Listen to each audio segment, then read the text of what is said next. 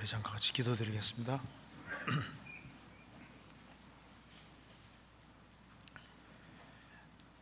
저희를 사랑하시는 하나님 아버지, 오늘도 저희들을 한자리에 불러 모아주시고 하나님의 말씀으로 교훈받게 해주신 것을 감사합니다.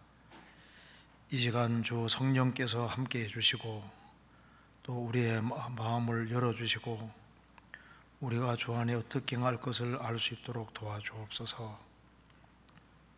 이번 금요일부터 있을 1차 학기 수양에 준비하는 모든 손길에 함께 해주시고 또 이번에도 많은 사람들이 구원함을 얻음으로 하나님께 영광과 찬송에 돌아가는 귀한 수양회가 되도록 역사해 주시고 도와주옵소서. 오늘 이 시간에도 주님이 함께 해주시고 우리의 마음을 일깨워 주옵소서. 그리고 하나님의 말씀이 우리의 심령 깊이 새겨지도록 도와주옵소서.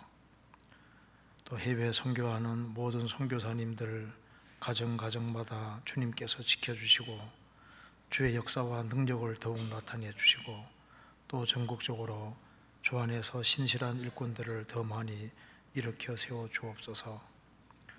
모든 것 주의 거룩한 손에 의탁드립니다. 우리 구주 예수 그리스도 이름으로 기도하옵나이다. 아멘.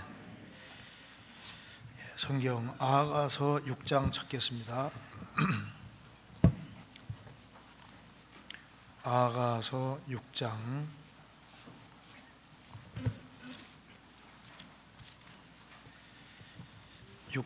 11절입니다.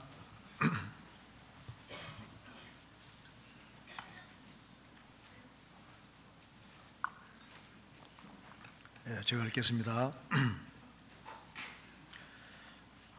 골짜기에 푸른 초목을 보려고 포도나무가 순이 났는가 석류나무가 꽃이 피었는가 알려고 내가 호도 동산으로 내려갔을 때 부지 중에 내 마음이 나로 내 귀한 백성의 수레 가운데 이르게 하였구나. 거기까지입니다.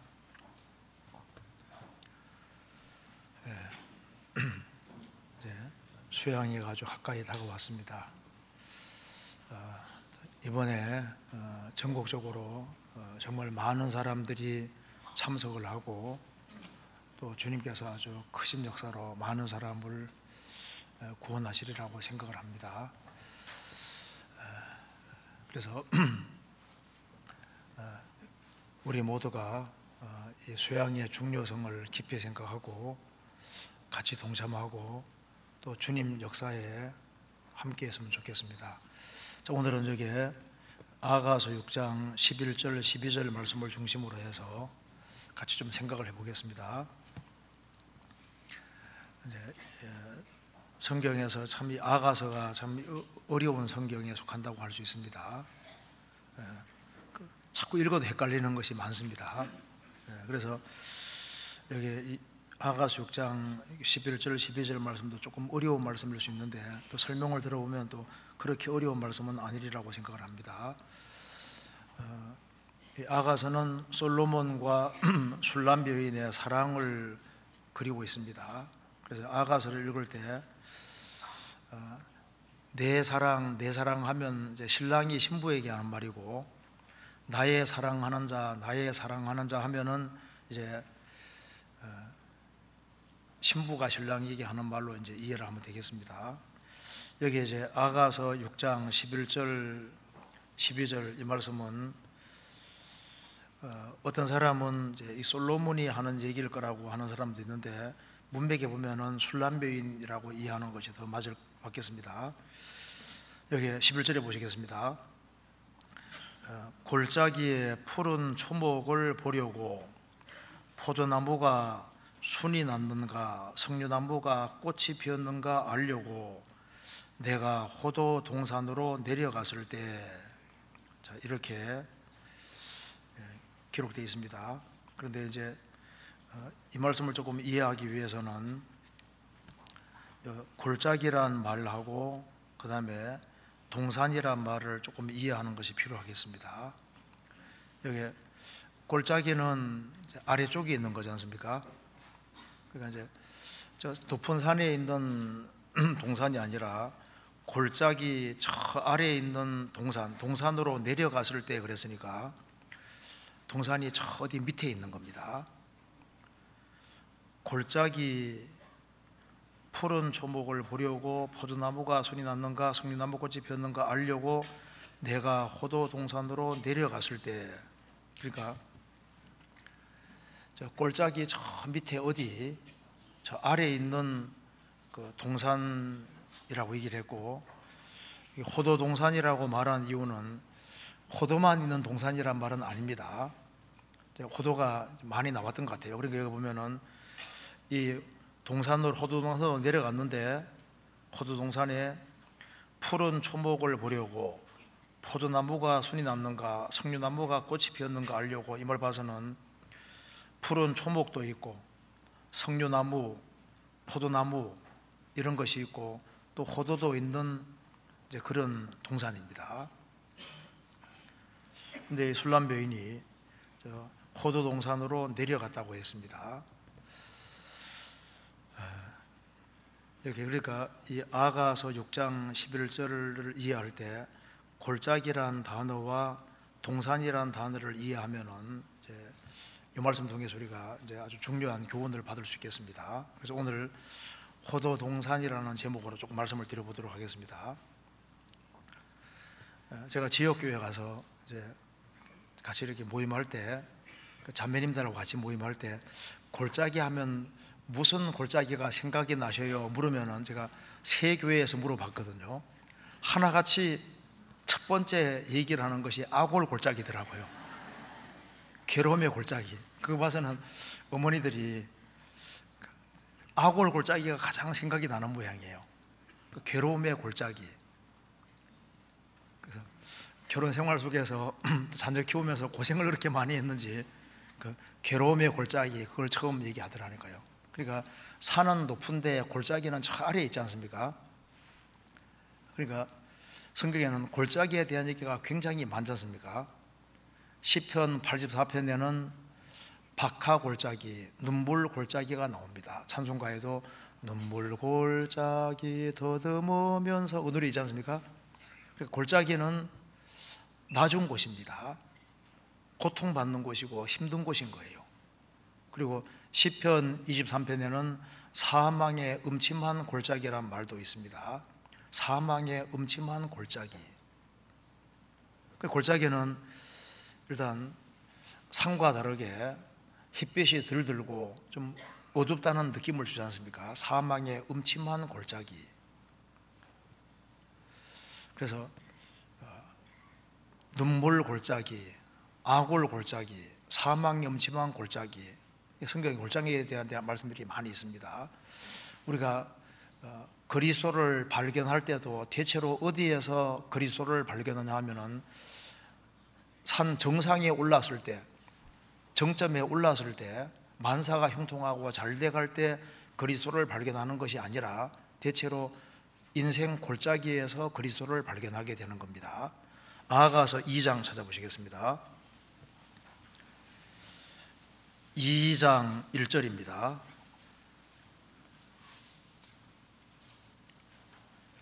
1절 같이 읽겠습니다. 나는 사론에 수선하여 골짜기에 백화보러 오구나. 나는 사론에 수선하여 골짜기에 백화보러 오구나.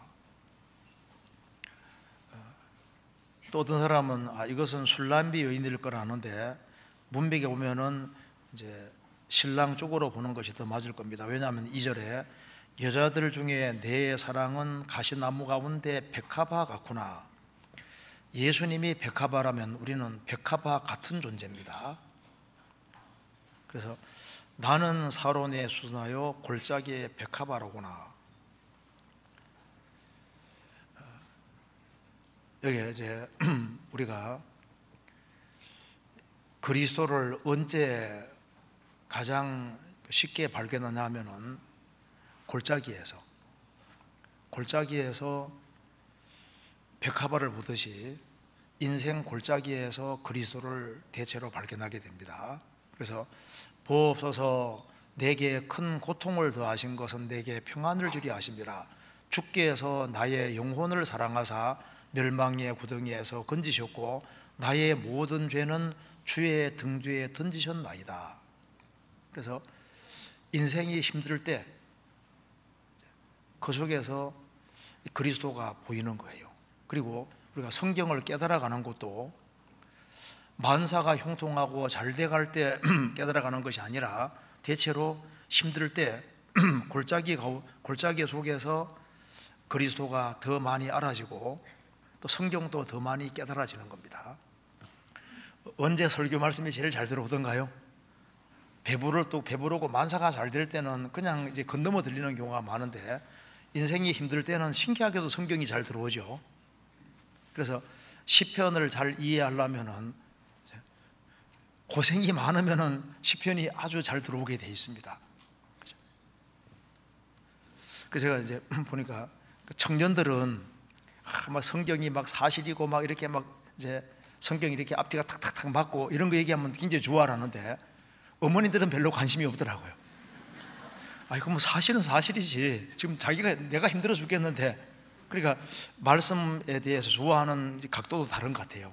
어쨌든 간에 여기에 골짜기는 힘든 곳입니다. 저 낮아진 곳인 거예요. 저 아래에 있는 겁니다. 그런데 이제 동산이 있는데 저 골짜기 저 아래쪽에 있는 동산이라고 했습니다. 그러니까 사람 눈에 띄는 것이 아니라 높은 데 있으면 얼른 눈에 띄는데 골짜기 저 아래에 있으니까 동산이 눈에 잘 안 띄는 거예요. 그 동산이 있는데 저 아래에 동산이 있다고 얘기했습니다. 성경에는 골짜기에 대한 얘기도 많고 동산에 대한 얘기도 많은데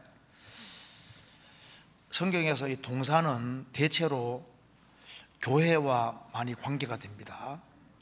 왜 그러냐면은 창세기 2장을 보면은 여호와 하나님이 흙으로 사람을 지으시고 생기를 그 코에 불어넣으시니 사람이 생명이 된지라. 흙덩어리에 불과한 아담에게 하나님이 후하고 생명을 불어넣으시니까 아담이 생명이 됐습니다. 그러니까 아담이 생명 산자가 되니까 그러면 아담이 이제 생명을 얻었으면 거해야 될 곳이 있어야 되지 않습니까? 그러니까 하나님께서 아담 하와가 생명이 되니까 아담 하와를 위해서 특별히 에덴의 동산을 창설하시고 그 지으신 사람을 거기 두시고라고 했습니다. 그런데 아담 하와가 이제 범죄하고 난 이후에는 하나님이 선언하시기를 창세기 3장에서 너는 흙이니 흙으로 돌아갈 것이니라. 범죄하기 전에는 생명이라고 했는데 범죄하고 난 이후에는 너는 흙이니 흙으로 돌아갈 것이니라. 범죄하는 그날 하나님과 교통이 끊어졌습니다. 영적으로 죽었다는 겁니다. 영혼이 없다는 말이 아니라 하나님 교통이 끊어진 거예요. 그래서 범죄하기 전에는 생명인데 범죄하고 난 이후에는 너는 흙이니라고 했습니다. 그러면 아담만에 태어나는 모든 사람은 영적으로 죽은 채로 태어나는 거니까 지금도 아담 안에서 응애하고 태어나면 하나님 뭐라 하실까요? 너는 흙이니 영적으로 죽은 채로 태어난다고 말입니다. 그래서 우리 이제 밖에 나가면은 흙덩어리들이 지금 많이 돌아다니고 있거든요. 구원 안 받은 사람은 다 흙인 거예요. 그런데 고린도전서 15장 보면은 첫사람 아담은 산영이 되었다함과 같이 마지막 아담은 살려주는 영이 되었나니 첫사람 아담은 산영이었다가 범죄함으로 영이 죽었지 않습니까? 예수님은 마지막 아담으로서 살려주는 영이 되셨다고 했습니다. 그래서 죄를 사함받고 성령을 받을 때 주합한 자는 한 영이 되고 죄와 허물로 죽었던 너희를 살리시도다. 이제 구원받으면 이제 산자가 되는 거예요. 그러면 아담이 생명이 됐을 때 아담을 위해서 동산을 창설하시고 아담 하와를 거기 두신 것처럼 우리가 예수님으로 말미암아 생명을 얻었을 때 생명 얻은 우리를 위해서 우리가 거할 곳을 안 줬을 리가 없잖아요. 그러니까 아담 하와를 위해서 아담 하와가 생명이 되니까 동산을 창설하시고 거기에 두신 것처럼 한 사람이 주님의 생명을 얻으면은 생명 얻은 사람을 위해서 주님이 특별히 준비해 놓은 곳이 있는데 그것이 바로 교회다 그 말입니다. 그래서 마태복음 16장에서 예수님 말씀하시기를 너는 베드로라 내가 이 반석 위에 내 교회를 세우리니 음부의 권세가 이기지 못하리라. 에덴 동산을 창설하신 것처럼 주님이 주님의 교회를 세우신 겁니다. 그러니까 에덴 동산은 바로 교회의 그림자도 되는 거예요. 그래서 아담 하와가 이제 생명이 되고 그 아담 하와가 에덴 동산에 살았는데 에덴 동산에는 아주 과일들이 아주 굉장히 많았습니다. 지금 지구상에 한 과일이 3,000가지 정도 된다고 하는데 에덴 동산 범죄하기 전이니까 동산에 과일이 얼마나 많았겠어요. 그 창세기 1장 보면은 범죄하기 전에는 과일과 채소가 주식입니다. 짐승들은 전부 다 풀만 먹었다고 되어 있잖아요. 그러니까 이 과일마다 맛이 다르고 우리 상상만 해도 좋잖아요. 참 에덴 동산에서 이 과일 다 먹어보고 저 과일 다 먹어보고 이제 온갖 맛있는 것들이 많이 있었습니다. 에덴 동산에 과일 종류도 굉장히 많고 과일마다 맛이 다 달랐을 거 아니에요. 그때 아담 하와는 그 과일이 아담 하와의 주식인 거예요. 과일하고 채소가 주식입니다. 그런데 에덴 동산에는 그 많은 과일들이 있고 먹을 것이 풍성했던 것처럼 주님이 세우신 교회 안에도 먹을 것이 풍성한 거예요. 그래서 사람이 떡으로만 살 것이 아니요 하나님의 입으로 나오는 모든 말씀으로 살 것이니라. 이 하나님 말씀이 우리에게는 과일과 같고 양식과 같은 겁니다. 그래서 성경 각 곳마다 맛이 다르잖아요. 그렇죠? 그리고 각 장마다 또 맛이 다르고, 그러니까 이제 이 성경을 자꾸 되씹고 하면 이 성경에 맛이 있습니다. 그래서 주의 말씀의 맛이 내게 어찌 그리 단지요. 정신 못 차릴 때는 어디 읽으면 정신 차려질까요? 요한계시록. 요한계시록. 인생 헤맬 때는 창세기 보면 답이 쫙 나와 있잖아요. 너무 인생이 힘들 때는 욥기 읽으면 쫙 위로가 되고 각 곳마다 맛이 다 다릅니다. 그래서 아담 하와에게 에덴 동산에는 필요한 것이 다 있는 것처럼 주님이 세우신 교회 안에는 주님께서 필요한 것을 다 제공해 주시는 것이 맞습니다. 그리고 에덴 동산에는 네 강이 흘러나와서 목마를 때마다 갈증이 해소되는 것처럼 신약시대의 교회 안에도 강이 흐르고 있는 거예요. 목마를 때 물을 마시면 해갈되는 것처럼 교회 안에는 성령 역사하고 계십니다. 그래서 다 한 성령을 마시게 하시다는 말씀대로 교회 안에는 큰 강이 흐르고 있는 거예요. 그래서 같이 교회 안에서 같이 말씀 배우고 교제하는 가운데 영혼이 해갈이 되는 겁니다. 그래서 물을 먹으면 해갈이 되는 것처럼 하나님 말씀이 가는 곳에 성령이 같이 가시기 때문에 성령이 우리 마음속에 역사하시면은 영혼 속에 해갈이 되는 거예요. 그런데 이 에덴 동산이 왜 중요했냐 하면은 성경 창세기 3장을 찾아봅시다. 창세기 3장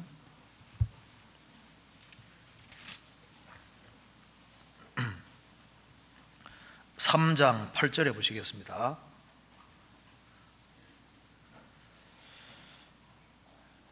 그들이 날이 서늘을 할 때 동산에 거니시는 여호와 하나님의 음성을 듣고 아담과 그 아내가 여호와 하나님의 낯을 피하여 동산 나무 사이에 숨은지라.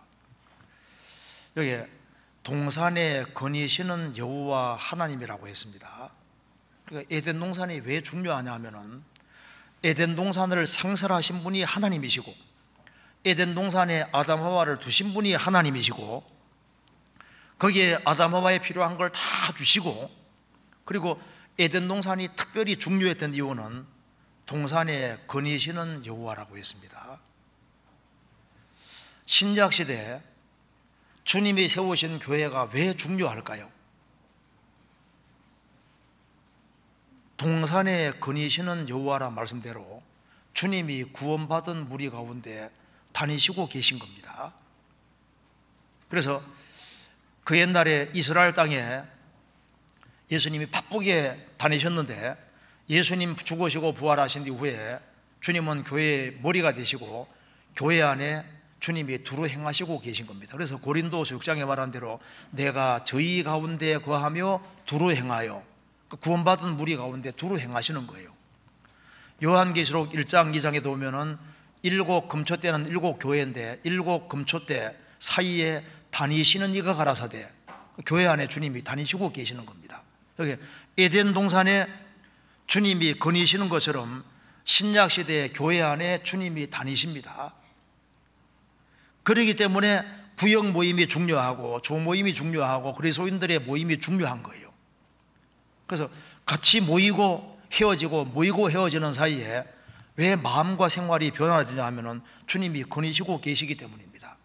그리고 여기 에덴 동산이 왜 중요했냐 하면은 날이 서늘할 때 동산에 거니시는 여호와 하나님의 음성을 듣고 하나님의 음성이 있었던 거예요.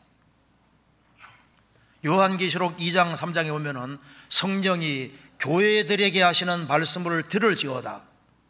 그 교회가 왜 중요하냐면은 거기서 하나님의 음성이 있는 거예요. 성령이 교회들에게 하시는 말씀을 들을지어다. 주님이 세우신 교회가 있고 주님이 하시는 음성이 틀림없이 있는 겁니다. 그렇기 때문에 에덴 동산이 중요했잖아요. 에덴 동산에는 베들레헴과 호마노도 있고 그리고 금도 있고, 그래서 에덴 동산을 잘 다니다 보면은 여기저기 막 보석을 줍니다. 이 교회 안에 거하면요, 이게 수지 맞는 수가 생기는 거예요.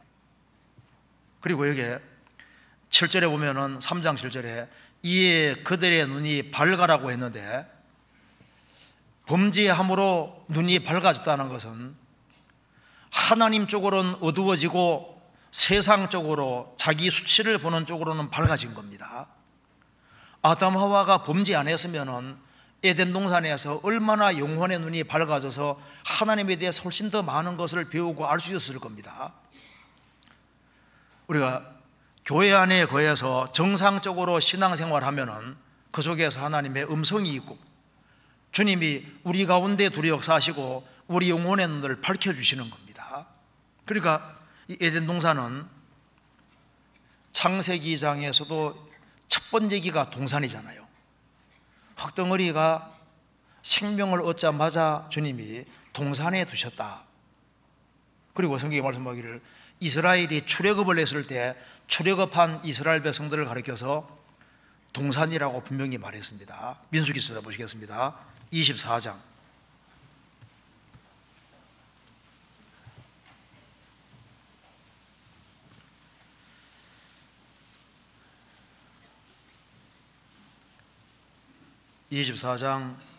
4절입니다.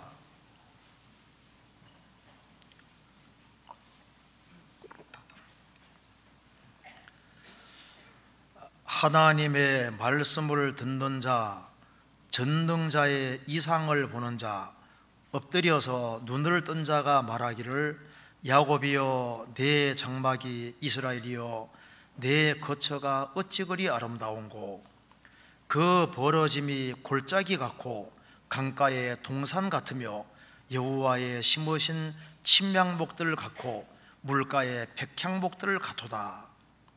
그 통에서는 물이 넘치겠고 그 종자는 많은 물가에 있으리로다. 그 왕이 아각보다 높으니 그 나라가 진흥하리로다. 여기 발람 선지자는 발락에 의해서 모압 왕 발락에 의해서 특별히 발탁된 사람입니다. 이스라엘을 저주하기 위해서 이제 발탁된 사람인데 하나님이 그 사람 입을 딱 붙잡아서 이스라엘 저주 못하게 만드시는 거예요. 여기 2절에 하나님의 신이 발람 선지자에게 임했다고 했는데, 구약시대의 성령은 구원받은 보종으로 오는 성령이 아닙니다. 일하시는 성령이기 때문에 구원 여부와 관계없이 하나님의 신이 내려오면 얼마든지 예언할 수 있었던 겁니다. 여기 이제 발람 선지자는 거짓 선지자지만 하나님의 신이 임해서 말한 내용은 하나님 말씀인 거예요. 여기 보면은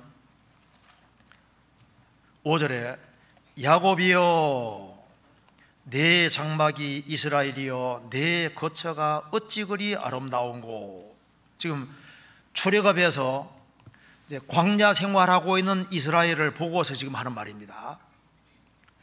양의 피를 경험하고 홍해바다 통과한 사람들, 사도행전 7장에는 이들을 광야 교회라고 했습니다. 그래서 여기 야곱이여 내 장막이 이스라엘이여 내 거처가 어찌 그리 아름다운고. 양의 피를 경험하고 홍해바다 통과해 나온 이스라엘 백성들이 얼마나 아름다운 무리입니까? 그것처럼 고린도전서 5장에서 말씀하기를 우리의 유월절 양 곧 그리스도라고 했습니다. 유월절 양의 피를 경험한 것처럼 예수님 피를 경험해서 구원받은 사람들이 모인 무리, 그것이 신약시대의 참 교회지 않습니까? 그런데 여기에 야곱이여 내 장막이 이스라엘이여 내 거처가 어찌 그리 아름다운고. 신약시대에 교회만큼 아름다운 것은 없습니다. 왜냐하면 예수님 피를 통해서 구속되기 때문입니다. 그런데 여기 보면은 그 벌어짐이 골짜기 같고 강가의 동산 같으며 여호와의 심으신 침향목들 같고 물가의 백향목들 같도다. 발람 선지자가 하나님 눈을 딱 열어주시니까 그 벌어짐이 골짜기 같고 강가의 동산 같아. 그러니까 출애굽한 이스라엘 백성들을 보니까 이스라엘 백성들이 골짜기에 있는 이 동산같이 보이는 거예요. 그리고 이스라엘 백성들을 한 사람 한 사람을 위해서 동산에 심겨져 있는 여호와의 심으신 침향목들 같고 물가의 백향목들 같도다. 그러니까 침향목은 아주 향기가 아주 진한 나무입니다. 백향목은 최고 목재입니다. 그래서 그러니까 이 강가에 출애굽한 이스라엘 백성들을 골짜기에 동산 같다고 했고, 그 출애굽한 이스라엘 백성들 한 사람 한 사람을 가리켜서 좋은 나무, 침향목들, 물가의 백향목들 같도다. 그런데 이것이 있는이 아니라 심으신이라 그랬죠. 그 강가에 동산에 탁 심어놓은 그런 백향목을 같도다. 그러니까 창세기 2장에 나와 있는 에덴 동산도 교회의 그림자가 될 수 있고, 출애굽한 이스라엘 백성들도 이스라엘 백성들을 동산이라고 했습니다. 신약시대 광야 교회도 일종의 동산의 그림자가 되는 겁니다. 아가서 4장에서도 술람 여인을 동산이라고 했거든요. 그러니까 이제 한 성도와 교회의 그림자가 될 수 있다 그 말입니다.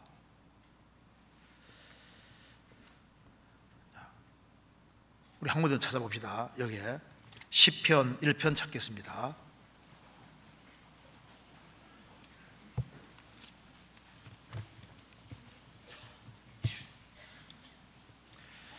1절부터 3절까지 같이 읽겠습니다.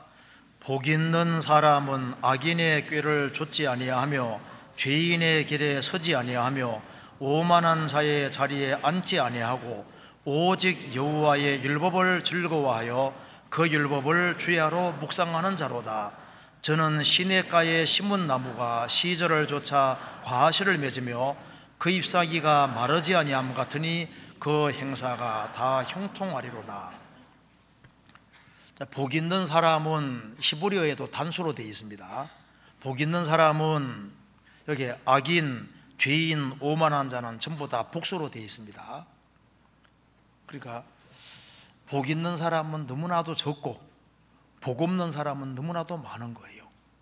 복 있는 사람은 단수로 되어 있고 악인, 죄인, 오만한 자는 다 복수로 되어 있습니다. 아가서 2장에서도 가시나무 가운데 백합화라는 말대로 구원 안 받은 사람 많은데 구원받은 사람은 너무 적은 거예요.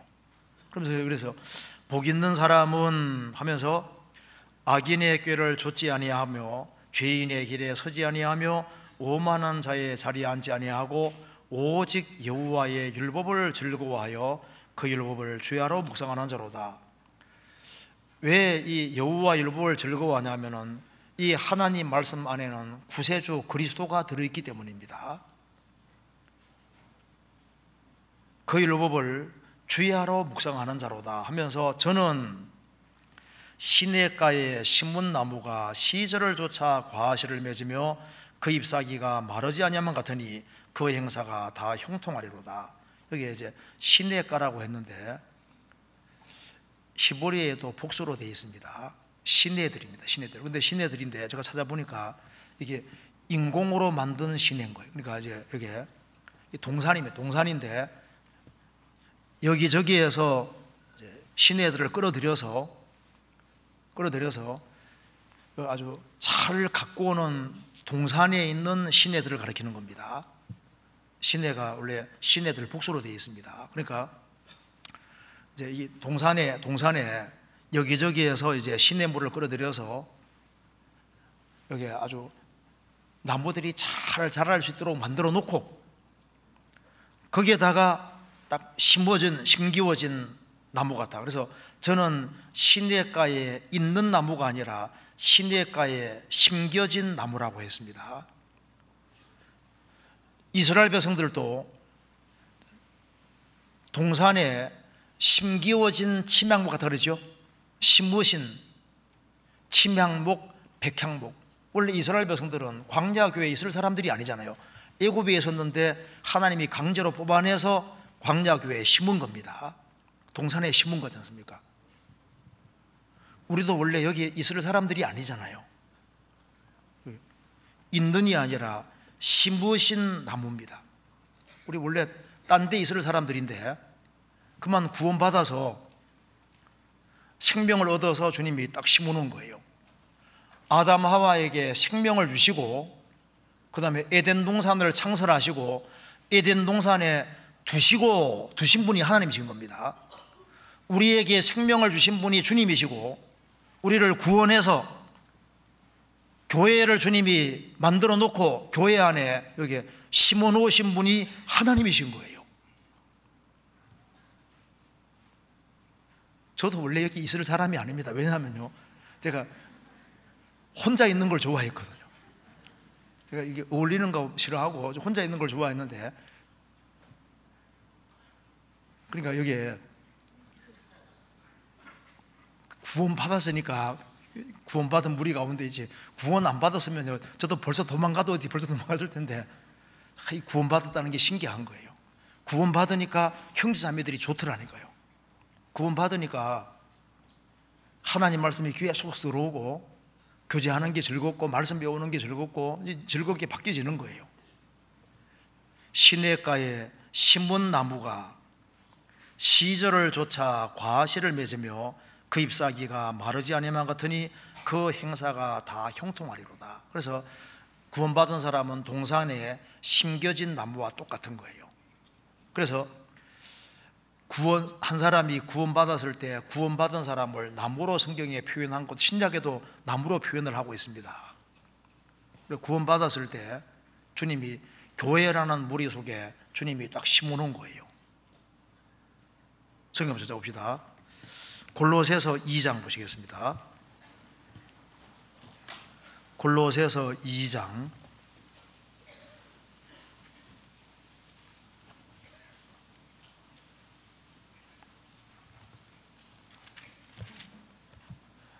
2장 6절입니다. 6절 그러므로 너희가 그리스도 예수를 주로 받았으니 그 안에서 행하되 그 안에 뿌리를 박으며 세움을 입어 교훈을 받은 대로 믿음에 굳게 서서 감사함을 넘치게 하라. 우리 구원받을 때 우리가 그리스도 예수를 주로 주인으로 받았습니다. 주인으로 받았으니 주 안에서 행하되 주 안에 뿌리를 박으며 세움을 입어 주님을 머리로 받드는 사람들이 모인 무리 안이 주안이잖아요. 그 안에 뿌리를 박으며 이 말은 나무로 설명하는 겁니다. 그러니까 땅 곳에 있다가 주님 벽에다 심겨놨으니까 거기에다가 뿌리를 잘 내려야 됩니다. 뿌리를 깊게 내리고 넓게 내리고 아주 튼튼하게 잘 내려야 됩니다. 뿌리를 박으며 세움을 입어 교훈을 받은 대로 믿음에 굳게 서서 감사함을 넘치게 하라. 참성도를 여기 나무처럼 표현을 했습니다. 에베소서 3장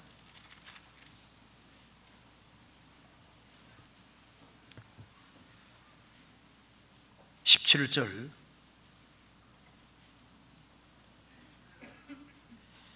믿음으로 말미암아 그리스도께서 너희 마음에 계시게 하옵시고 너희가 사랑 가운데서 뿌리가 박히고 터가 굳어져서 능히 모든 성도와 함께 지식에 넘치는 그리스도의 사랑을 알아. 이 말씀에서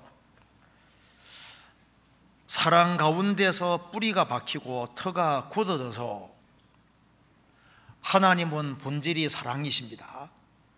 교회는 사랑의 공동체고 너희가 사랑 가운데서 뿌리가 박히고 터가 굳어져서, 뿌리가 박힌다는 것은 나무로 표현하고 있는 겁니다. 그래서 뿌리를 잘 받고 공급을 받을 때 사랑을 계속 깨달아가는 겁니다. 능히 모든 성도와 함께 지식에 넘치는 그리스도의 사랑을 알아. 그리스도의 사랑을 점점 따라가니까 사랑의 사람이 되어가는 거예요. 그리스도를 닮아가는 사람이 되어가는 겁니다. 아가서 다시 보시겠습니다. 6장 11절에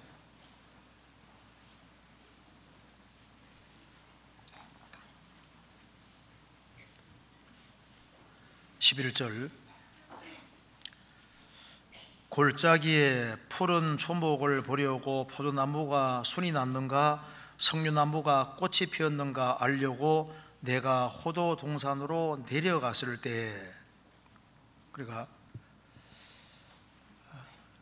산에 있는 것이 아니라 골짜기 저 아래, 호도 동산이 저 아래에 있었습니다. 아래. 그래서 사람 눈에 잘 안 띄는 겁니다. 그것처럼 신약의 그 많은 교회들도 사람 눈에 잘 안 띄는 거예요. 예수님이 만왕의 왕이신데 예수님이 왕궁에 나셨습니까? 구유에 계셨습니까? 사람 눈에 안 띄는 구유에 계셨잖아요. 구유.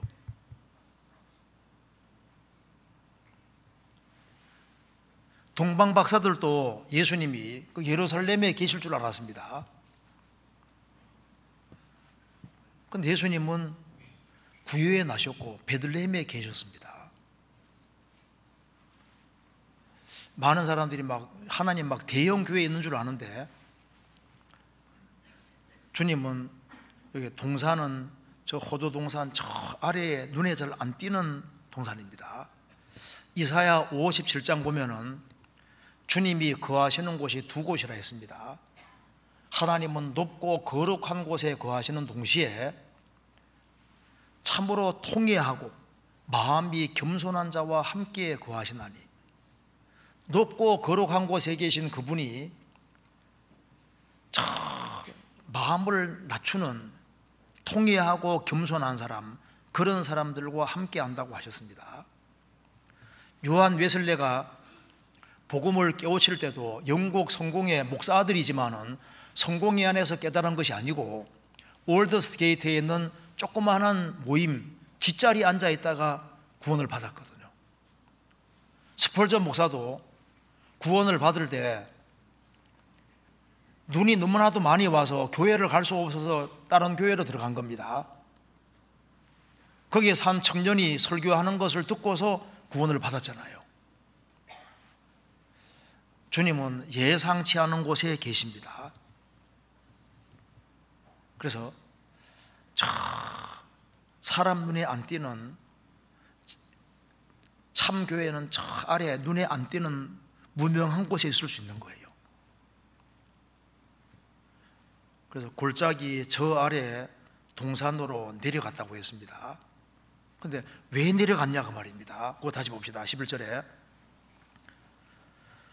골짜기에 푸른 초목을 보려고 포도나무가 순이 났는가 석류나무가 꽃이 피었는가 알려고, 여기에 보려고 알려고라고 했습니다. 그러니까 내려간 목적이 있는데 무엇인가를 보려고, 무엇인가를 알아보려고 갔다 그 말입니다. 그러니까 이걸 보면은 술람 여인이 어디에 관심이 있는지를 볼 수 있습니다. 우리 시대만큼 많은 것을 보고 듣는 시대가 없습니다. 그런데 이 술람 여인은 무엇인가를 보려고 했고 알려고 했는데 어디에 관심을 가지고 있을까요? 우리도 마찬가지입니다. 우리가 신앙생활을 잘하기 위해서는 내가 어디에 주로 관심을 가지고 있느냐, 그걸 생각해 봐야 됩니다. 내가 생을 살아가면서 무엇을 도대체 알려고 하는지, 무엇을 보려고 하는지, 그걸 분명히 알 필요가 있습니다. 성경 사사기 2장 보시겠습니다.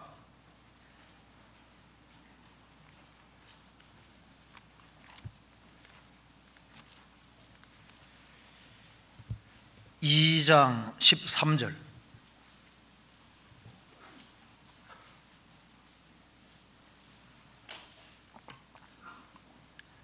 같이 읽겠습니다. 곧 그들이 여호와를 버리고 바알과 아스다롯을 섬겼으므로, 됐습니다. 이스라엘이 가나안 땅 들어가서 계속적으로 문제가 되는 신이 바로 바알 신과 아스다롯 신입니다. 하나님 섬기다가 조금 지나면 바알과 아스다롯으로 돌아가는 거예요. 자신들을 이집트에서 건져준 여호와를 버리고 쉽게 바알과 아스다롯으로 돌아갔습니다. 그리고 관심의 포커스가 하나님에게서 짧은 시간 내에 바알로 아스다롯으로 넘어가는 거예요. 그럼 왜 여기에 구약시대 때 항상 문제되는 것이 바알과 아스다롯이냐 하면은, 이 바알 신은 풍요의 신입니다. 이스라엘이 가나안 땅 정착하면서 이제 농사 잘 되게 해주고 경제적인 문제를 해결해 주는 신입니다. 그래서 이 바알을 잘 섬기면은 잘 먹고 잘 살게 해준다고 생각하는 거예요. 그러니까 이 바알 신을 한마디로 말하면 뭐니 뭐니 해도 뭐니가 최고다. 이제 그 배를 부르게 해주는 신이 이게 바알 신인 거예요. 그 아스다롯은 성적인 것을 자극하는 신입니다. 그래서 아스다롯 섬기면은 자녀 잘 낳고 성적으로 만족을 누리는, 그러니까 이게 식욕하고 성욕이 사람 마음을 붙잡고 있었다는 겁니다. 둘 다 육신의 욕구를 채워주고 현실적인 욕구를 채워주는 그쪽에 항상 포커스가 가 있는 거예요. 바알과 아스다롯은 결국은 식욕과 성욕을 말하는 겁니다. 많은 현대인들이 육체가 전부라고 생각하고 눈에 보이는 것에 관심이 너무 커졌습니다. 그리고 상대적으로 신령한 것에 대한 관심은 적어진 거예요.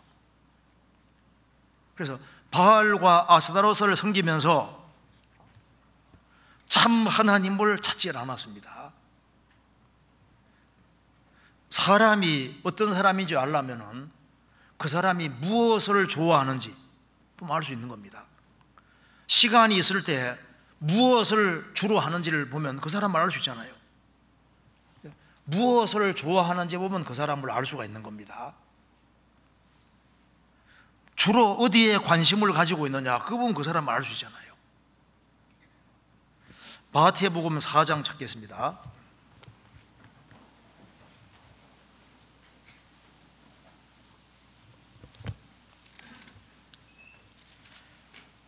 (4장 18절)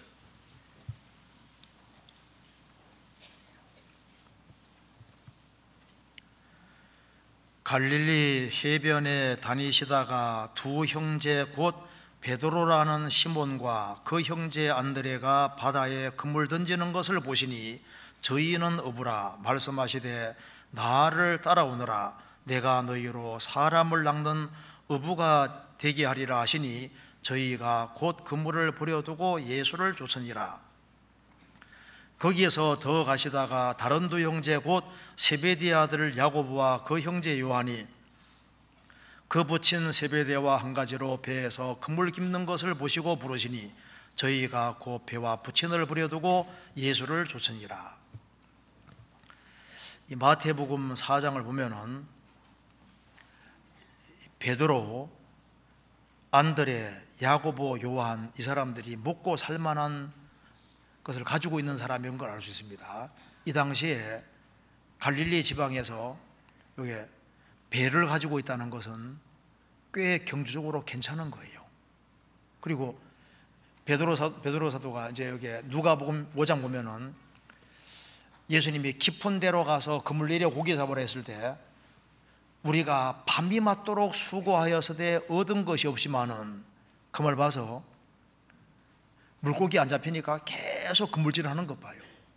아주 굉장히 성실한 사람이고 끈기 있는 사람이란 걸 보여주잖아요.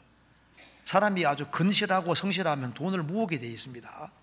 그러니까 이 베드로, 그 다음에 안드레, 야고보, 요한 이 사람들은 사실은 경제적으로 먹고 살 수 있는 사람들인 거예요. 그런데 그들이 육체적인 것에 만족하고 현세적인 것에 만족했다면은 예수님 부르실 때 안 따라갑니다. 왜 예수님 부르실 때 나를 따라오너라 내가 너희로 사람을 낚는 어부가 되게 하리라 하실 때 왜 모든 것을 다 뒤로 하고 예수님을 따랐을까요? 심지어 배와 부친을 버려두고 쫓으라 그러지 않습니까? 이들은 비록 어부지만은 뭔가 보람된 일을 하고 싶었던 거예요. 사람을 낚는 어부가 되게 하리라. 이게 물고기 잡다가 죽어야 될 이런 인생에서는 안 된다 그 말입니다. 뭔가 영원한 가치 있는 일을 하고 싶었던 거예요. 그래서 주님 부르시니까 모든 것을 버려두고 따랐습니다. 이들은 비록 어부지만은 영혼에 대한 갈망, 영적인 갈망, 하나님에 대한 갈망, 그리고 영원한 축복에 대한 갈망이 있고 사람을 정말 바르게 세우고자 하는 그 간절한 열망과 마음이 있는 거예요. 그들이 금세로 만족하는 사람이라면 예수님 따라갈 리가 없습니다. 3년 반 동안 예수님 따라다니는 게 얼마나 고생인데요. 여기저기 다니는 것도 뭐 한두 달이지 3년 반 동안 어떻게 따라다닙니까? 그들은 영원한 축복을 바라는 사람들인 거예요. 그러니까 이들은 관심이 세상에선 열심히 살긴 살았지만은 그것이 목적이 아니었던 겁니다. 누가복음 19장에 나와 있는 세리장 삭개오, 그가 만일 먹고 사는 것으로 만족했다면은 뽕나무 위에 안 올라갑니다. 그는 세리장이니까 세리 중에 제일 높은 사람인 거예요. 돈이 상당히 많은 사람입니다. 재물을 많이 모았어요. 그런데 그것으로 만족이 안 되는 거예요. 예수님이 세리와 죄인의 친구라는 말을 듣고 예수님에 대해서 궁금증이 생겼습니다. 그런데 키가 작아서 사람들이 이제 예수님 오실 때 사람들에게 옹이 되어서 다니고 하니까 예수님 보기 어려우니까 세리장까지 되려면 나이가 꽤 들었을 거 아니에요. 그 어른인데 나무에 올라가서 이제 예수님 보는 겁니다. 예수님이 삭개오야 내려오라, 내가 오늘 내 집에 유하여야 하겠다. 삭개오가 얼마나 기뻐했습니까? 그러니까 이 관심, 이게 참 중요한 겁니다. 우리 영혼 속에 내가 도대체 무엇을 간절히 알려고 하고 무엇을 간절히 보려고 하냐 그 말입니다. 그러니까 자신이 그 간절히 갈망하고 사모하는 그것이 결국은 그 사람을 만들어가는 거예요. 시편 보겠습니다.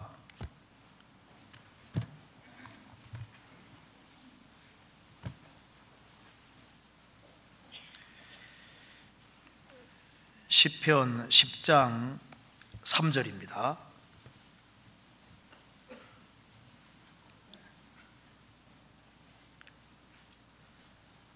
악인은 그 마음의 소욕을 자랑하며 탐리하는 자는 여호와를 배반하여 멸시하나이다.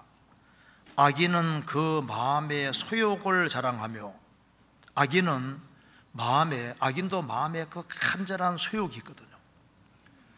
세상 것에 대한 욕망, 재물에 대한 욕망, 권력에 대한 욕망, 육신적인 만족을 위한 그 열망, 그 간절한 열망들이 있습니다. 그 육신의 그 간절한 소원이기 때문에 그 소욕을 따라서 가는 거예요. 그런데 의인도 마음에 그 간절한 것이 있습니다. 17절 같이 읽겠습니다. 여호와여, 주는 겸손한 자의 소원을 들으셨으니 저희 마음을 예비하시며 귀를 기울여 들으시고. 여호와여, 주는 겸손한 자의 소원을 들으셨으니, 겸손한 자도 소원이 있습니다. 저희 마음을 예비하시며 경고케 하시며 준비케 하시며 귀를 기울여 들으시고. 겸손한 자는 소원이 있고, 마음의 소원이 있고, 악인은 마음의 소욕이 있습니다. 그 마음속에 그 간절한 소원들, 솔로몬은 마음속에 간절히 소원하는 게 있었습니다. 1천 번째 드렸을 때 솔로몬에게 하나님 물었습니다. 네 소원을 얘기해라. 솔로몬 뭐라 했습니까? 내게 지혜로운 마음을 주십시오. 백성을 재판할 수 있도록 지혜로운 마음을 주십시오. 지혜를 구했습니다. 사람마다 자기가 아주 간절히 소원하는 것이 있습니다. 바울 사도는 자신이 그리스도에게 끊어질지라도 자기 동족이 다 구원받기를 바라는 그 간절한 소원이잖아요. 사람이 이제 구원받으면은 집안 식구들이 구원되기를 간절히 소원하게 됩니다. 그리고 더 많은 사람이 구원되기를 소원합니다. 요한 웨슬레는 세계는 나의 교구라, 세계 사람들을 몽땅 주님 품으로 돌리기를 간절히 원했습니다. 열왕기하 2장 보면은 엘리사의 소원이 나옵니다. 길갈에서부터 출발해서 이제 하나님이 이제 엘리야를 승천시키려고 합니다. 하늘로 데려가려고 하는데 이제 엘리야가 엘리사에게 말합니다. 야, 너는 저기 길갈에 머무르라. 하나님이 나를 베델레 보내시느니라 하니까 여호와의 사심을 가리켜 맹세하노니 나는 따라가겠습니다. 베델까지 따라가는 거예요. 이제 다시 말합니다. 엘리사야, 제발 여기에 머무르라. 하나님이 나를 여리고로 보내시느니라 하니까 또 기어코 따라가잖아요. 제발 나 따라오지 마라. 여리고에 있어. 나를 요단으로 보내시느니라. 또 따라가는 거 봐요. 그래서 도대체 소원이 도대체 뭐냐고 물었잖아요. 당신의 영감에 갑절이 있기를 원하나이다. 그래서 엘리야가 승천하고 엘리사에게 영감에 갑절이 맺고, 그래서 그가 얼마나 능력 있게 행했습니까? 그 간절한 소원이 뭐냐 하면은 이스라엘 백성들을 붙잡고 싶어 하는 그런 간절한 소원이 있는 거예요. 그 마음의 소원이 있으면은 그것이 주님 말씀에 맞으면은 주님께서 글로 이끌어 주시는 겁니다. 예수님 공생의 당시에도 너의 소원대로 될지어다. 그 간절한 소원이 말씀에 맞으면 주님 들어주셨잖아요. 아가서 다시 봅시다. 6장입니다.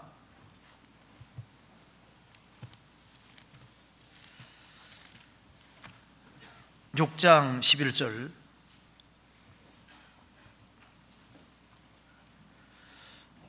골짜기에 푸른 초목을 보려고 포도나무가 순이 났는가 석류나무가 꽃이 피었는가 알려고 내가 호도 동산으로 내려갔을 때, 그러니까 어디에 대한 관심이냐 하면은 호도 동산으로 내려갔을 때 동산에 대한 관심입니다.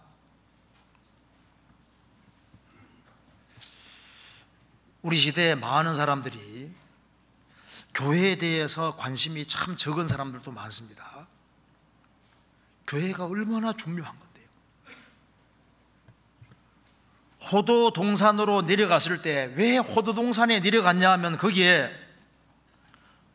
푸른 초목을 보려고, 포도나무가 순이 났는가 석류나무가 꽃이 피었는가 알려고 했다. 이 동산에 이제 봄이 왔습니다. 봄이 와서 푸른 초목이 지금 제대로 자라고 있는지, 포도나무에 순이 제대로 났는지, 석류나무가 꽃이 피었는지,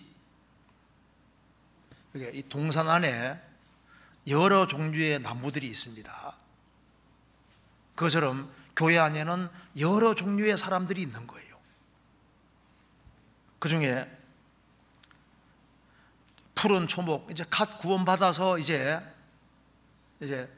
신앙생활 바르게 해보려고 하는 그런 사람도 있을 것이고, 조금 더 잘하는 사람도 있을 것이고, 여러 부류의 사람이 있지 않습니까? 포도나무에 이제 순이 좀 났으니까 조금 나온 거잖아요. 또 꽃이 피는 것은 조금 더 많이 자란 겁니다. 교회 안에는 이와 같이 여러 종류의 사람들이 있습니다. 그래서 교회에 대한 관심, 성도에 대한 관심, 이런 관심이 꼭 필요한 거예요. 천사들이 가장 관심을 기울이는 곳이 어디입니까? 베드로전서 1장에 천사들도 살펴보기 원한 것이라. 천사가 어디에 관심이 있을까요? 정치에 관심이 있을까요?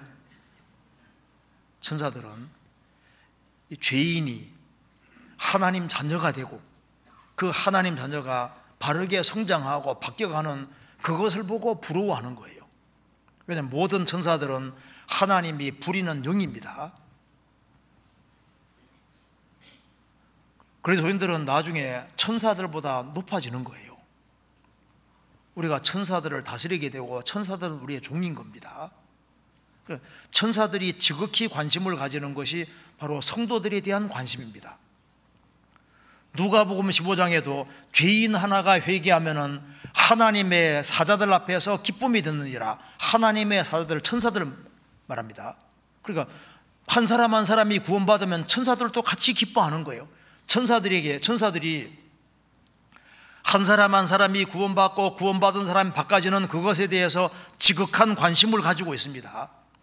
하나님 아버지가 관심을 가지고, 예수님이 관심을 가지고, 천사들이 관심을 가장 기울이는 것이 교회인데, 구원을 받은 사람은 정말 하나님 자녀로서 교회에 대한 관심을 가지고, 형제자매들에 대해 관심을 가지고 교회 일에 관심을 가져야 되는데 생각보다 무관심할 수 있는 거예요. 성경 누가복음 6장 보시겠습니다.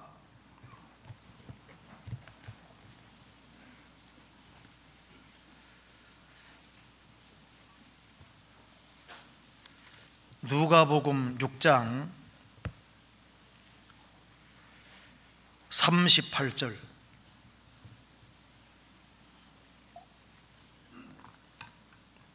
같이 읽어보겠습니다. 주라, 그리하면 너희에게 줄 것이니 곧 후히 되어 누르고 흔들어 넘치도록 하여 너희에게 안겨주리라.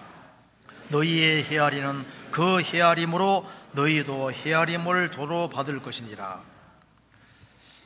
주라, 그리스도인의 신앙생활은 주는 생활입니다. 나눠주는 거잖아요. 거저 받았기 때문에 주는 생활입니다. 그리하면 너희에게 줄 것이니 곧 주시되 후히 되어 누르고 흔들어 넘치도록 하여 너희에게 안겨주리라. 그러면서 너희의 헤아리는 그 헤아림으로 너희도 헤아림을 도로 받을 것이니라. 주님을 크게 헤아리는 사람이 있습니다. 주님을 크게 헤아리는 사람은 틀림없이 주님이 세우신 교회를 크게 헤아릴 것입니다. 그리고 주님을 크게 헤아리는 사람은 구원받은 성도들을 아주 샘속에 아주 크게 집어넣는 거예요.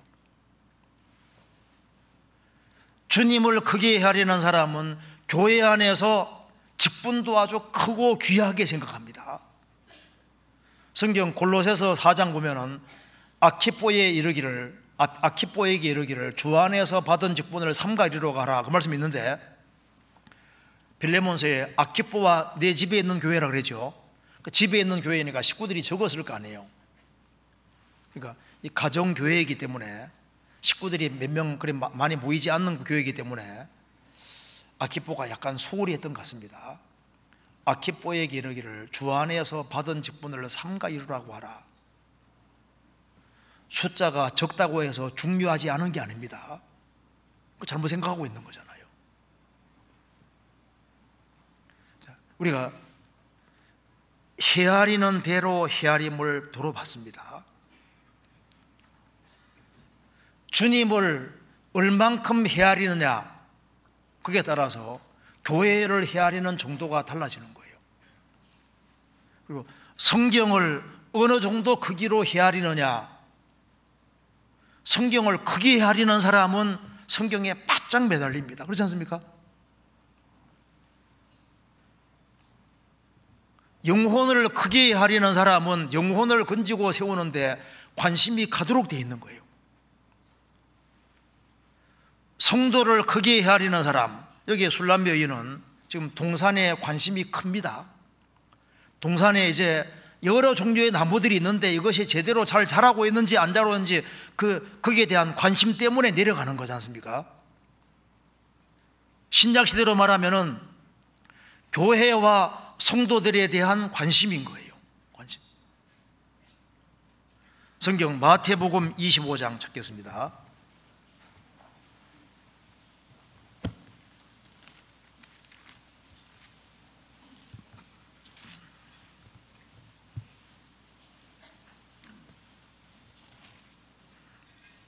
(25장) 35절입니다.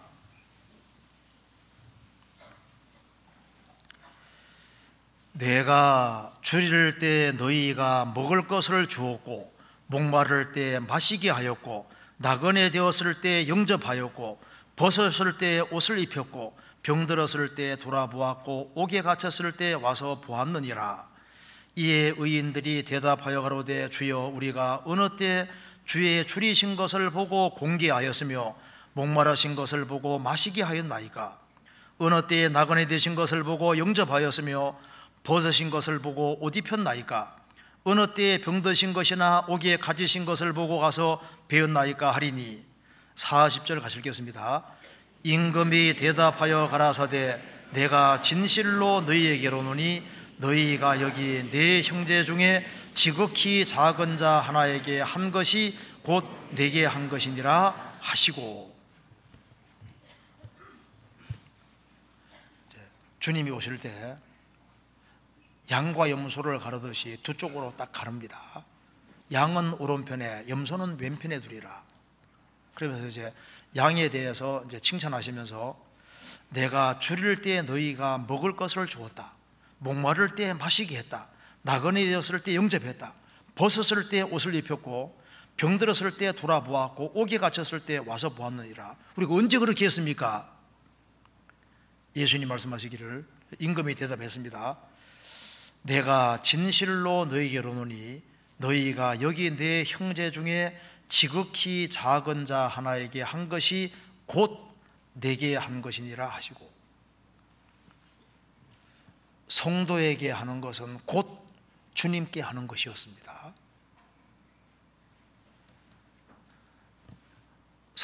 바울이 되기 전에 교회를 핍박했습니다. 그때 주님 말씀하시기를 사울아 사울아 어찌하여 나를 핍박하느냐? 주여 니시오니까 나는 너가 핍박하는 예수니라. 예수 믿는 사람 핍박했는데 예수님은 나를 핍박한다 그랬습니다. 그래서 성도를 선대하는 건 곧 주님을 선대하는 것이 되는 거예요. 주님께서는 구원받은 한 사람 한 사람에게 잘하는 모든 것을 주님께 하는 것과 똑같이 여기시고 계신 겁니다.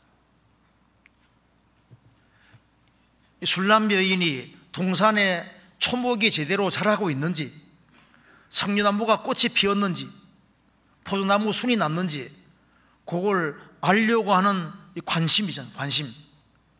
그것처럼 구원받은 사람들이 제대로 신앙생활을 하고 있는지 전화해주고 신방해주고 또 격려하고 이런 모든 것을 주님께서는 주님께 해주는 것과 똑같이 생각하시는 거예요. 귀하게 생각하시는 겁니다.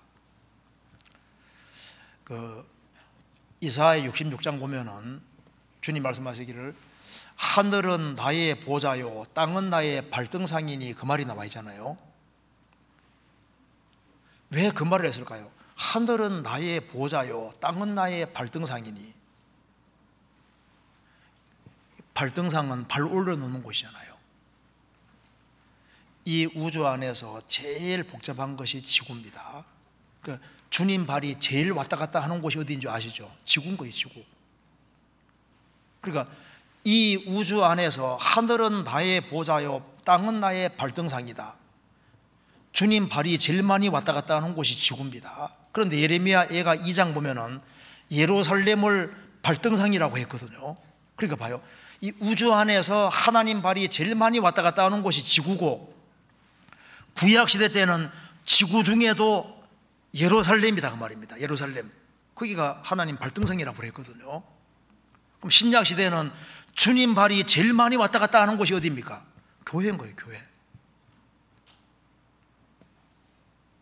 주님이 제일 많이 다니시는 곳이 교회잖아요. 그러니까 이 교회에 대해서 관심을 가지는 것이 정말 중요한 겁니다. 그래서 여기에 다시 한번 봅시다. 여기 아가서 6장 다시 보시겠습니다.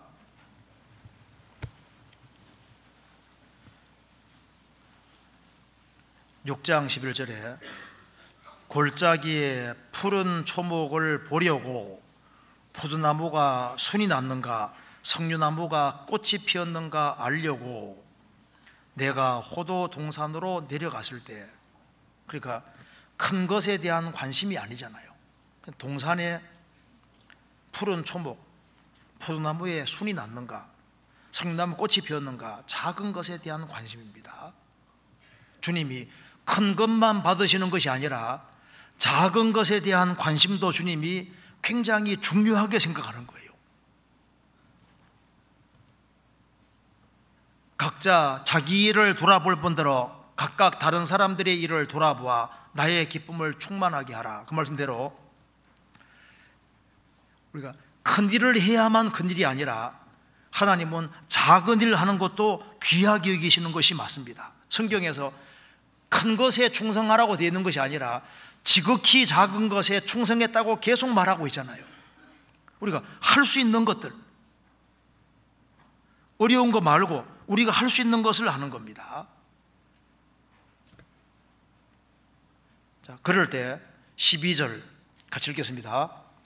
부지 중에 내 마음이 나로 내 귀한 백성의 수레 가운데 이르게 하였구나. 작은 마음을 가지고 동산에 내려갔습니다. 그런데 부지 중에 이 말은 전혀 의도한 것이 아니라는 겁니다. 의식한 것이 아닌데, 부지 중에 내 마음이 나로 내 귀한 백성의 수레 가운데 이르게 하였구나. 그냥 초목을 보려고 갔는데 전혀 의도하지 않았는데 나로 내 마음이 나로 내 귀한 백성의 수레 가운데 이르게 하였구나. 성경에서 이 수레가 나오면은 이게 아주 영광스러운 걸 말하는 겁니다. 요셉이 총리가 됐을 때 왕 다음에 두 번째 높은 수레에 올랐잖아요. 수레는 영광의 자리를 말하는 겁니다. 영광스러운 걸 말하는 겁니다. 한번 찾아보시겠습니다. 창세기 41장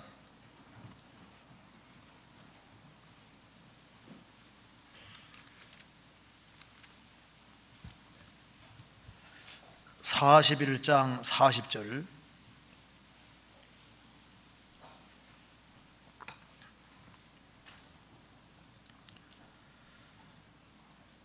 너는 내 집을 치리하라.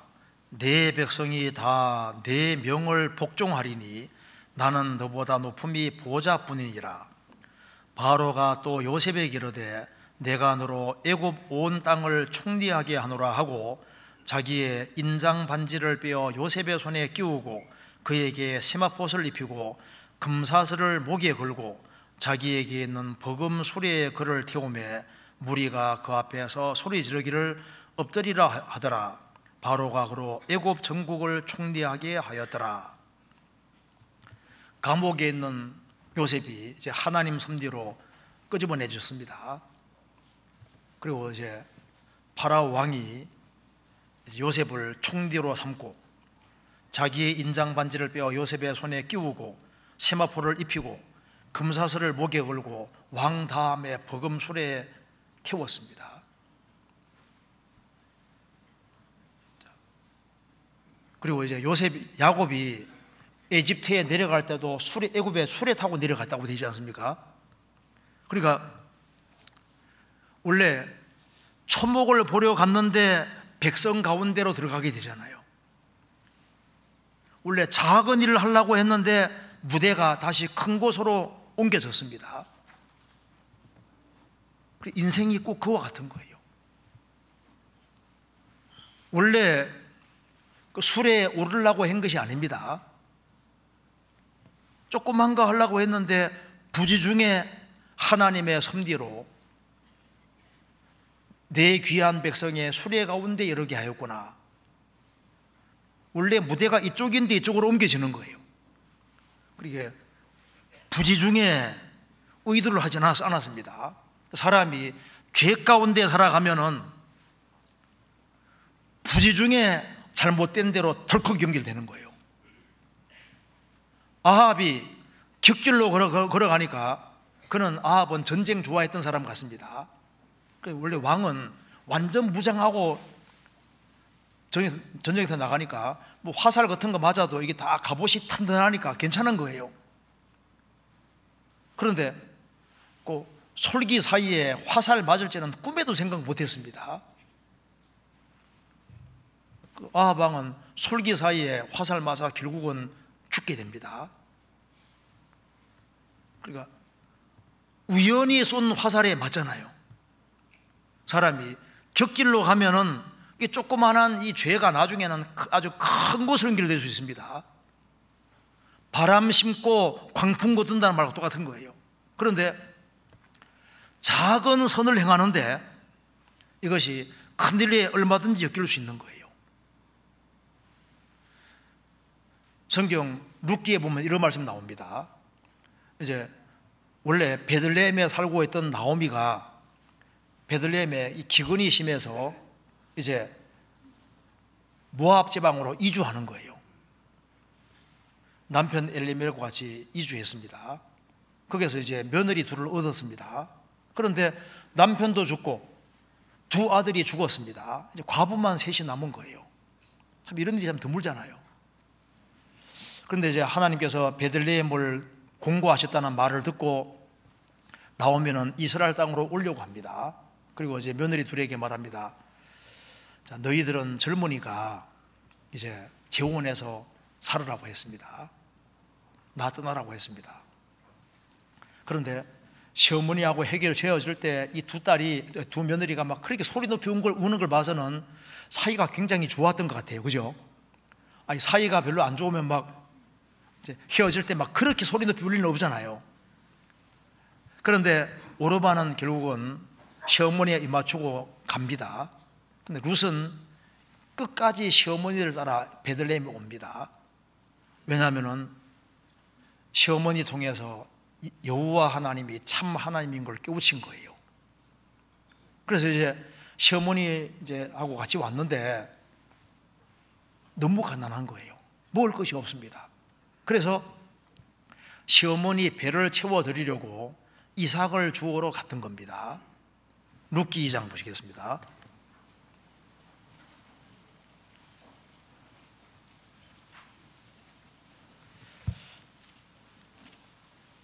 룻기 2장 1절.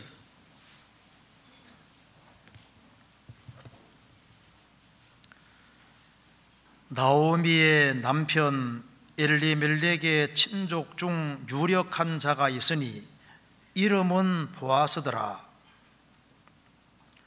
모압 여인 룻이 나오미에게 이르되 나로 밭에 가게 하소서. 내가 네게 은혜를 입으면 그를 따라 이삭을 주겠나이다. 나오미가 그에게 이르되 내 따라 갈지어다 하매 룻이 가서 베는 자를 따라 밭에서 이삭을 줍는데 우연히 엘리멜렉의 친족 보아스에게 속한 밭에 이르렀더라. 이 룻이 보아스를 신랑으로 삼으려고 간 게 아니고 시어머니 단순히 배를 채워주려고 이삭 쪽으로 갔던 거예요. 그런데 우연히 보아스에게 속한 밭에 이르고 그래서 이 보아스와 연결되어서 보아스의 아내가 되고 예수님 족보에도 들어오잖아요. 그러니까 룻이 큰 일을 하려고 간 것이 아니라 시어머니 배를 채워드리려는 조그만한 일을 하려고 했는데 이 조그만한 일이 어디로 연결됐냐 하면은 보아스의 아내가 되는 쪽으로 이렇게 연결됐잖아요. 그러니까 조그만 것을 하는데 큰 것으로 얼마든지 엮일 수가 있는 거예요.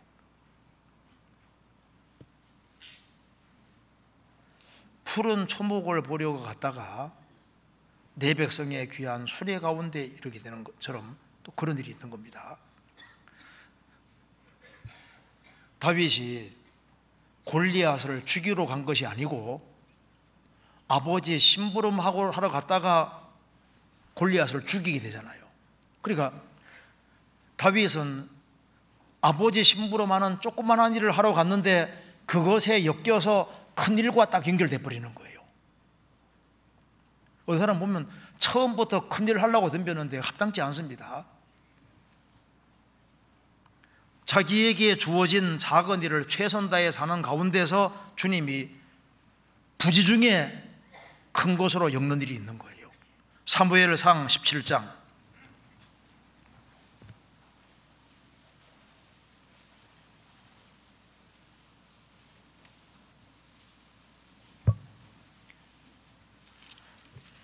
17장 17절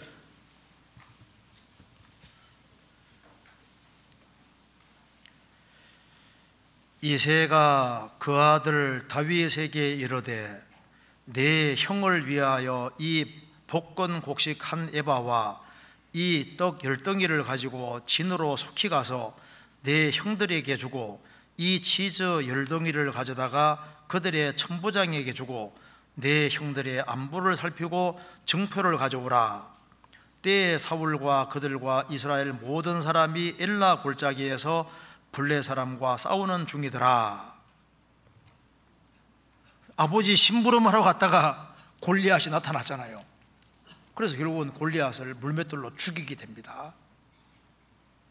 그래서 작은 일을 하러 가는데 얼마든지 큰 일로 엮여지는 이런 일이 있는 거예요. 우리가 전도할 때도 마찬가지입니다. 조그마한 선을 행했는데 조그마한 말 한마디가 영혼을 건지는 일도 있고 조그만 거 하나가 얼마든지 큰 일과 엮이는 일이 있습니다. 어떤 자매님 이제 간증하는데 우연히 한 구원받은 자매님이 이제 엘리베이터에서 누가 토한 걸 싹 치우더랍니다. 그 엘리베이터 토해 놓은 걸 남 치우는 걸 보고서 눈에 딱 들어왔답니다. 저 사람을 보니까 좀 사람이 좀 뭔가 희생적으로 보이잖아요. 그래서 저분 좀 가까이 해야 되겠다 싶어서 그 토한 걸 치우는 게 계기가 돼서 가까이 해서 구원까지 받게 됐습니다. 다른 자매들이 야 그럼 우리도 치우자. 평상시에 해야지 한 번만 하면 안 되는 게 아니라 평상시에 그런 태도로 살아가면은 그 조그만 거 하나 한 것이 이게 큰일로 엮이는 거예요. 조그만 선행이 얼마든지 큰일로 엮일 수 있습니다. 청어 얘기 들어보셨어요? 어떤 이제 아주 가난한 과부가 있는데 자녀들이 여러 명 있습니다. 근데 기근이 너무 심해서 이제 먹을 것이 없이 다 먹고 나머지 이제 청어 한 마리만 딱 남은 거예요. 그래서 이제 식탁에 쭉 둘러앉아서 마지막으로 하나님께 감사기도 하고 청어를 먹으려고 하는데 누가 초인종 누릅니다. 딩동댕 누르는 거예요. 가보니까 한 흐름한 옷을 입은 젊은이가 제가 며칠 동안 전혀 먹지 못했습니다. 하루만 재워주시고 먹을 것을 주시오. 좀 주시면 좋겠다고 하니까 과부가 들어오라고 했습니다. 자녀들을 뒤로 쫙 물리고 식탁에 앉혔습니다. 이거 드시고 하룻밤 주무시고 가라고 했습니다. 이래 보니까 다른 자녀들이 막 춤을 꼴딱딱 넘기고 있는 거예요. 아니 이거 내가 먹어도 되겠습니까? 걱정하지 말고 드시라고. 저를 왜 이렇게 환대하는 겁니까? 하니까 나도 당신 나이 또래 정도 아들이 하나 있는데 이놈의 자식이 짐 나간 지가 오래됐는데 죽었는지 살았는지 모르겠다는 겁니다. 그런데 만일 내가 당신을 박대하면은 하나님이 하늘에서 보시고 우리 아들이 남의 집에서 초인종 누르고 하룻밤 재워 달라 하고 먹을 것을 달라고 할 때 내가 당신을 박대하면 하나님이 우리 아들을 그렇게 하지 않겠냐 그 말입니다. 그러니 걱정하지 말고 이걸 먹고 가라고 했습니다. 하룻밤 자고 가라 했습니다. 그러니까 그 청년이 제가 여기저기 다녀봤지만 이렇게 저를 환대하는 집은 보지 못했습니다 하면서 어머니 하는 거예요. 나중에 보니까 아들이 못 알아보게 만들어가지고 딱 이렇게 온 겁니다. 그러면서 사실 어머니 제가 초인종 눌렀을 때 저를 박대하면 안 돌아올 생각을, 집을 완전히 떠날 생각을 하고 안 돌아올 생각을 했는데 저를 이렇게 생각하는 거 보니까 아주 마음이 완전히 그냥 풀어져 버린 거예요. 그래서 사실 어머니 제가 부자가 돼 돌아왔습니다. 이제부터 어머니 이제 동생들은 내가 책임지고 할 테니까 아무 걱정하지 마시라고. 그래서 그때 청어 대접한 거 하나 때문에 노년이 그냥 쫙 펴게 된 거예요. 그러니까 조그만 거 하나 하는데 이거 부지 중에 그냥 인생이 확 바뀌잖아요. 이런 일들은 역사 속에서 얼마든지 있습니다. 그리고 아가수 6장 다시 보시겠습니다. 6장 11절에 호도 동산으로 내려갔을 때라고 했습니다. 왜 호도 동산이란 말이 성경에 나올까요? 성경에 보면은 단단한 식물은 장성한 자의 것이니 그런 말씀이 있는데 이 교회는 저제 동산이고 밥의 동산이고 또한 호도 동산도 되는 겁니다. 교회 안에 있으면은 교회 안에서 젖이 있습니다. 젖. 애가 젖을 먹어야 자라는 것처럼 교회 안에 주님이 젖도 주시고 또 교회 안에는 밥도 있고 또 이게 호도는 단단합니다.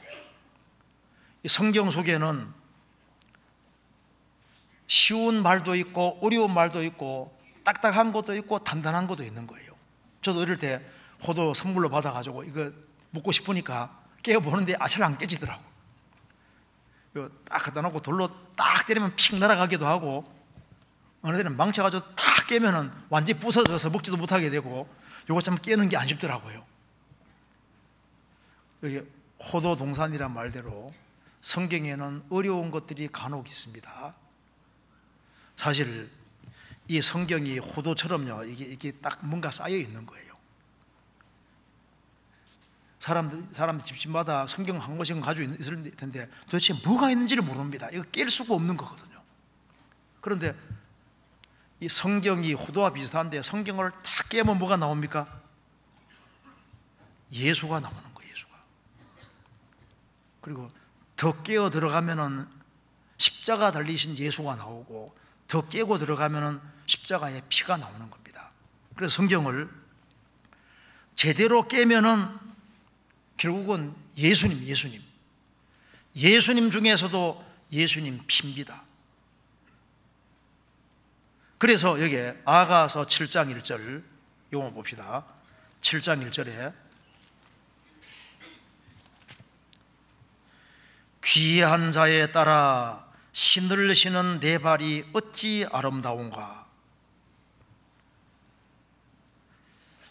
귀한 자에 따라 신을 신은 내 발이 어찌 그리 아름다운가. 왜 신을 신은 발이 그렇게 아름답다고 했을까요? 에베소서 6장에 복음에 예비한 것으로 신 신고 그러니까 정말 이게 아름다운 발이 뭐냐면은 신을 신은 발, 복음에 예비한 곳으로 신 신고 복음 전하는 발, 영혼을 건지는 발, 이거보다 귀한 발은 없습니다. 그래서 성경을 제대로 깨우친 사람들은 무엇을 성경 어디를 파헤치든 간에 성경의 핵심은 예수님이고 예수님의 죽으심과 부활하심이고 예수님의 복음이 제일 중요하다는 걸 깨닫게 되는 겁니다. 그래서 바울 사도 소원도 아무쪼록 몇몇 사람을 구원하는 겁니다. 그래서 제대로 된 교회는 사명이 신을 신은 발, 이렇게 되는 거예요. 주님이 최고로 기뻐하는 것이 사람들이 구원받는 겁니다. 죄인 하나가 회개하면은 하늘에서는 회개할 것이 없는 의인 99을 인하여 기뻐하는 것보다 더하리라. 의인 99명이 신앙생활을 잘하는 것도 기뻐하시지만은 죄인 하나가 회개하면 하나님은 더 기뻐하신다, 그 말입니다. 그래서 성경을 제대로 배운 사람, 성경을 제대로 익히는 사람은 어느 사람 말합니다. 아, 우리 신령한 걸 많이 안다. 그런데 영혼을 건질 생각 안 하는 거예요. 우리는 단단한 거 많이 성경에 깨봤다. 성경 단단한 걸 많이 깨면 뭐가 나옵니까? 단단한 걸 깨면은 예수님 복음인 거예요, 복음. 그래서 신을 신은 발이 어찌 그리 아름다운가. 그래서 세계적으로 참 이것저것 전도가 되는데, 이 복음 전해서 한 지역의 한 나라에 복음 전해질 때 주님이 그 얼마나 기뻐하시겠어요. 아름답도다 좋은 소식을 전하는 자들이여 발휘함과 같으니라. 우리 이번에 학위 수양회 때 복음을 전하려고 하는 겁니다. 그래서 이번에 많은 사람들이 구원받을 수 있도록, 그게 주님이 크게 역사하시는 것이 사실이기 때문에 우리가 정말 복음 전해서 많은 사람들이 구원받을 때 하나님이 그것을 정말 기뻐하시고 1년이라는 시간 속에서 학위 수양회 3박 4일, 이때 많은 사람들이 구원받고 그리고 죄와 허물로 죽었던 영혼들이 살아나는 역사가 있기 때문에 이것에 주님이 아주 가장 관심이 있으실 겁니다. 신명기 11장에 말한 대로 새초부터 새말까지 여호와의 눈이 항상 그 위에 있느니라 말씀대로 하나님의 눈이 신약시대의 교회를 향해 있고 특별히 학위 수양에 주님께서 관심을 크게 가지고 계실 겁니다. 그래서 우리 모두 여기에 동참을 하고 이걸 위해서 기도하고 준비를 해야 될 것 같습니다. 같이 기도하시겠습니다.